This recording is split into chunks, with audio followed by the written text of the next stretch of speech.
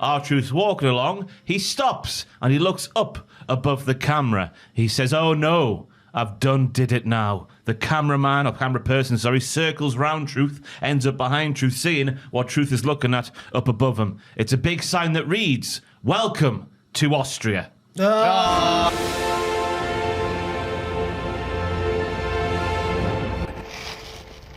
Well, I'm here in Austria. Where's everybody at?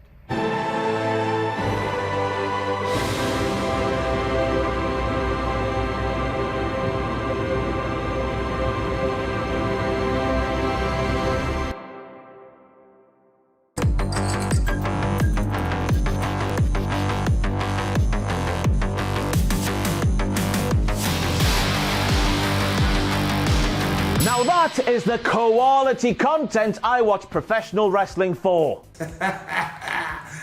Or is there a chance that Kevin Owens just wants to riddle himself with chlamydia to give himself a better chance of winning inside the Elimination Chamber? If there is, the Iron Clap coming to a cinema near you 2044. Now, I was really happy to see Seth Rollins paying homage to Prince and Prince only. You know, Prince, the famous pop star. Not anybody relating to the world of professional wrestling has ever wore glasses like that. Not in your dreams is anybody. Ah!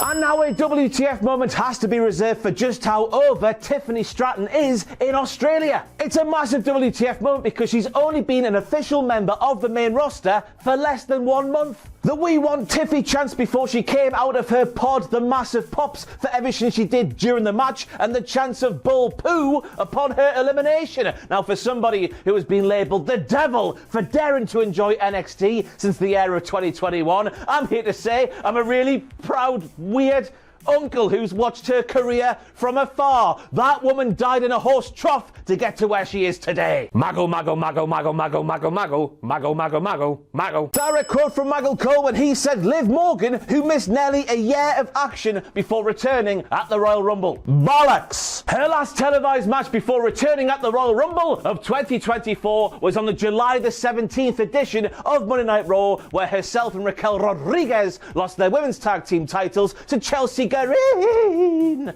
Shamon Chelsea Green, what? And Sonya Deville, a yeah my arse maggle. So we heard a new theme for the new Catch Republic at Elimination Chamber, Perth, and in turn it means another WTF moment for the music people of WWE, the Deaf Rebels. If it is them, I think it is them, I'm pretty sure. What am I, a journalist with facts? No, I'm not. We need new music people, and we need new music people now. Nothing is definitive, nothing is memorable. The only reason you know somebody who has a Death Rebel theme is coming out before they themselves, their human body, their human form appears at the top of the ramp is because they say their own bloody name at the start of the theme. Bring back the CFO dollar signs, bring back the Jim Johnsons, anything but the Death Rebels, they're bloody terrible. Now, if you're going to turn down the volume on Dominic Mysterio's microphone, make it seem like the booze are actually the thing that's drowning the sound of him and the things coming out of his mouth. What am I doing with my hands there? I don't know. Make it seem like that's the stuff that's drowning him out and not blatantly the twizzle of a knob by a knob backstage. The sound guy's the knob here, all the knobs. Don't make it so bleeding obvious, man. That's clearly what's happened at Elimination Chamber Perth, and I reckon you're maybe struggling to hear me right now because I'm here to tell you the person who kicked off this trend in the WWE is now actually editing WTF Moments. Kevin Dunn, how you doing, pal? Dom is a wanker chance in Australia. Expected, of course they are. It's Australians. They call everybody a bloody bastard, a flaming galah, a massive wanker. But still a WTF moment all the same. You bet your bottom drongo, Bronson. Now this shot here is what turned Elimination Chamber Perth into a radio broadcast for a little period of time. The screen had turned black. Was it an inappropriate sign held by a fan, or was it a fan themselves actually going, ha ha, Dominic Mysterio, you're a big bloody wanker? I'm not quite sure, so if you do know, let me know down there, please. A John Senile sign, which I think is a very, very good pun indeed. You can't see me, a 75-year-old John Cena is saying, and that's because I've got my whole body shoved up the arsehole of Vince McMahon. There's brown nose, and then there's what John Cena did this week. By the power of Christ, how on earth did Damian Priest end up from going on the mat to bouncing up into Finn Balor, which knocked him off the top turnbuckle? That's just not physics. Unless, of course, Damian Priest is a bouncy ball, pass it on. And they call that move there the Birmingham Hammer, because Tyler Bate and Pete Dunne, both of those lads, are from the Birmingham, England area. And Kenta Kobashi says, good pun that, love it, up the New Cats Republic, they're great. And in this shot here, we learn how Bobby Lashley won the Elimination Chamber back in 2006. And I know what you're thinking. There's three things that'll never be mentioned again in WWE. First and foremost, Chris Benoit. Secondly, potentially Vince McMahon after recent goings on. And thirdly, ECW December to Dismember 2006, the worst of all the pay-per-views in the history of all the pay-per-views. So the fact it was mentioned on Elimination Chamber Perth, it's a WTF moment, so it is. And now we get... Whoa! God!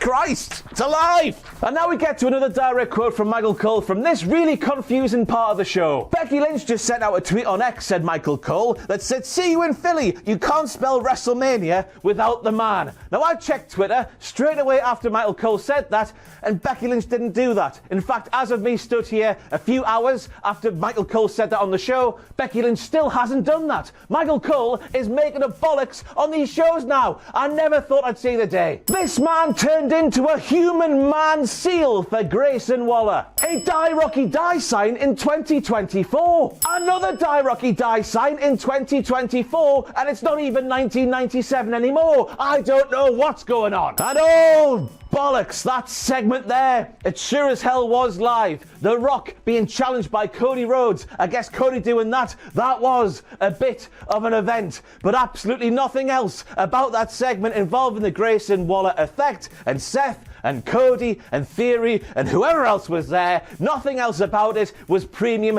whatsoever. Nothing premium about a premium live event segment. Absolute bollocks. The crowd sat on their hands at the end of the segment with Cody and Seth standing tall was absolutely painful to watch. I'm just sat there thinking, surely there was a better way for Cody Rhodes to call out The Rock than what we got on that Australian premium live event. His entrance was good though. At least we got the entrance. Now I can't have been the only person asking why are Jey Uso and Liv Morgan using their Credit One credit cards to go on what looks like a romantic getaway together.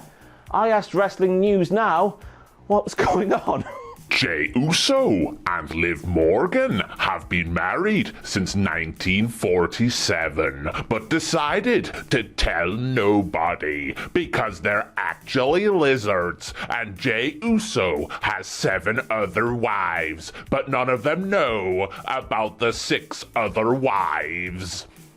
Now, as we all know in the WWE, you are banned from hitting people on the top of the head with a solid steel chair because of concussions and whatnot. So why on earth was Kevin Owens smashing his skull off the bulletproof pod walls several times in a row like an angry pit bull at a garden gate? While you write your answer down there, a Tiffany epiphany has just popped into my head.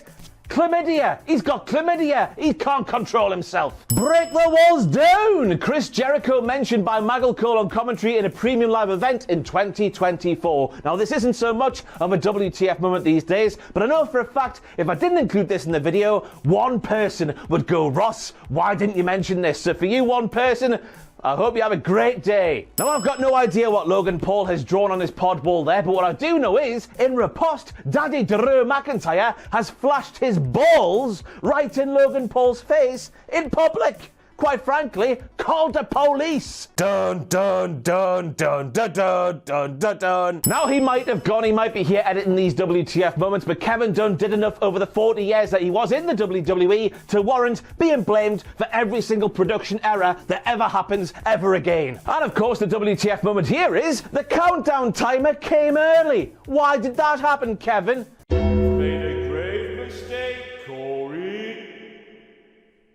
a quote this time from Corey Graves when he says Kevin Owens like a rabid animal out there. Now, if there's one thing we know about Kevin Owens, it's the fact that he's Canadian and he's a rabid animal. You get what I'm Corey Graves? Are you saying that Kevin Owens might be a rabid Wolverine? Let's ask AI what a Kevin Owens Wolverine redacted baby would look like. Now, AJ Styles, in kayfabe, saw that he wasn't booked on Elimination Chamber Perth, so he thought to himself, well, I don't like LA Knight, so I'm going to buy myself a flight to Australia. So out of his own pocket, he made his way from America to Australia just to attack LA Knight because LA Knight cost him his place on the Elimination Chamber card. Not to mention the fact that AJ Styles must have broken into the arena because, again, he wasn't on the card, he wasn't in the travelling party, therefore, he surely would not have had the credentials that superstars need to get backstage at these events, even though he is AJ Styles. But you know what I mean? Heightened security in that. You know, we can't be too safe these days, can we? That's how that moment played out, and in terms of sheer pettiness, if anything else, it's absolutely fantastic. And also, in AJ's own personal life kayfabe, he risked flying off the edge of the earth since he said that once upon a time that there's a chance that the earth might be flat. America's there, Australia's there, the edge is there. He could have gone and straight into nothing. Because the earth might be flat, there's a chance, you know. I don't actually believe that, it's a sphere. But AJ Styles risked dying to get to LA Knight, and that is great. A Nia Jax elbow drop off a chair with wheels, which means when she pushed off, the chair would have gone like that. And none of that went wrong. She nailed it. It was perfect. Now, even though I believe her run from that Becky Lynch match on Raw onwards has been good, she's been good at the wrestling since that Becky Lynch match on Raw, just based off her first run in WWE, I guess the fact that none of that went wrong when it all should have gone wrong means you've got to grab two of each animal and head for the bloody border. The end is nigh, the end is nigh, time to run away, the end is nigh, nigh.